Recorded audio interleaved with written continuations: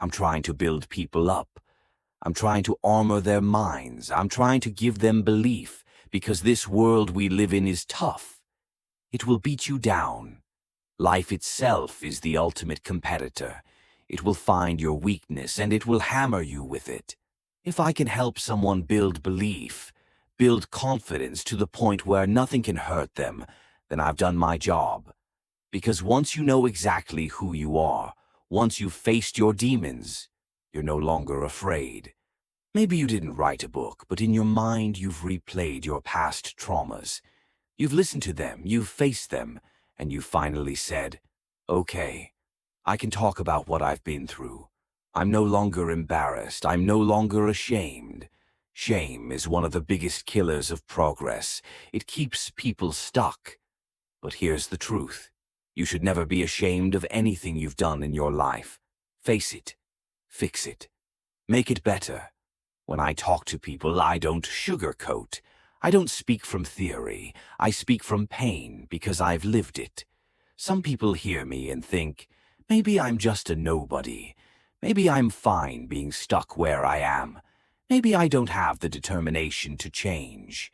And if that's truly how you want to live, then fine.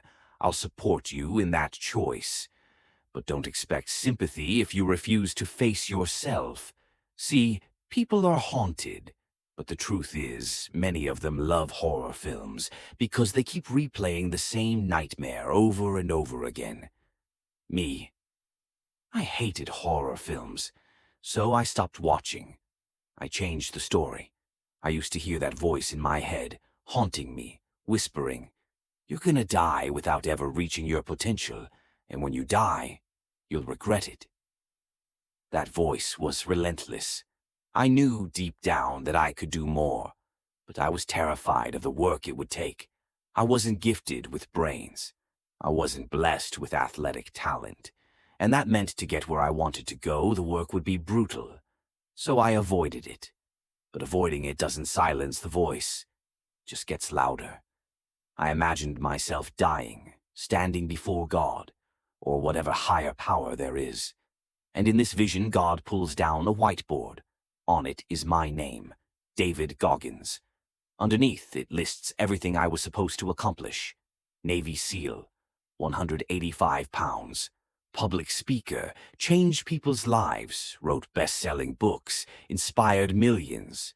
And then God looks at me, the 300-pound, broken, average man I was, and says, "This was supposed to be you, but you never tried." That vision haunted me. That was hell, real hell. Not fire and brimstone, but knowing I had wasted my life. Knowing I had the chance and didn't even try. That's when I realized nobody can light that fire for you. Not me, not Joe Rogan, not Tony Robbins, not anybody. You can spend money on books, seminars, motivational videos. But if that tiny flame inside you isn't there, nothing I say will matter. You have to wake yourself up. You have to decide. When I was losing weight, it wasn't pretty. It wasn't fun. I woke up every morning in the freezing Indiana cold.